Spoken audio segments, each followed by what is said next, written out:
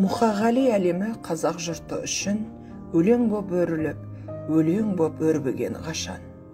Поэзияны сүйетін жұртшылыққа Мұқағали әлемі жыр боп құйылып, ән боп қалықтап кетті.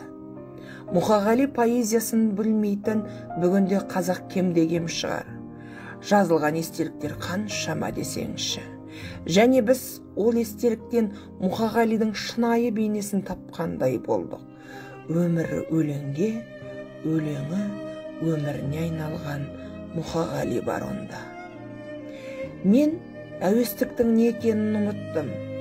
Заңғар биікке самғап ұшқан құстай өлеңді бір күйініп, бірде сүйініп, ішкі әлемінің күллі кеңістігін шарықтата әлде бір ынтазар сағынышпен жазатын болдым.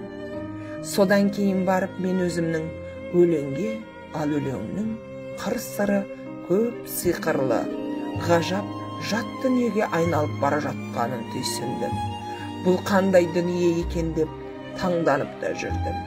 Бір қарасам, әр өлеңде менің бір бөлшегім қалып жатыр екен. Қалай болғанын білген жоқпын. Жазған өлеңіме өзіндік бір қасиетімді қалдыра беріппін. Менің қолымнан шыққан әр парақта құдды мен сияқты кішкентай жүздеген Мұқағалидың құмырсқадай өріп жүргенін көрдім. Сөйтсем, әлгі мен таңданып жүрген поэзия дүниесі менің дүнием ғой. Ой, Құдай, төбеңнен нұр көр, мен өлеңге айналып кетіппін, деп Мұқаң жайнаң етіп, езу тартып, өзі туралы осылай деген екен.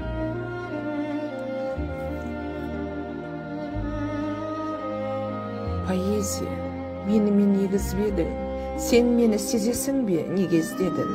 Алауыртқан таңдардан сен іздедім, қарауытқан таулардан сен іздедім.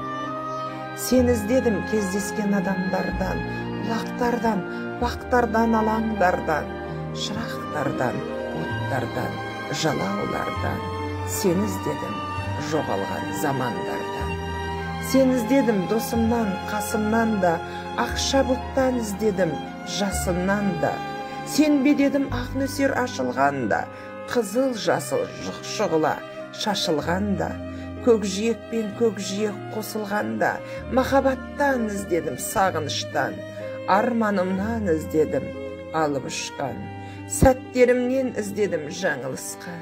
Сені іздеп жадырау жабығыстан, сені іздедім зеңбірек күрсілінен, күннен, түннен, гүлдердің бүршігінен, қуаныштан, түршігі күрсінуден. Сені іздедім жүректің дүрсілінен. Сені іздедім сезімге у шараптан да, минуттардан іздедім сағаттан да. Сені іздедім, іздеймін, тағат бар ма? Сені маған егіз ғып жаратқан ба?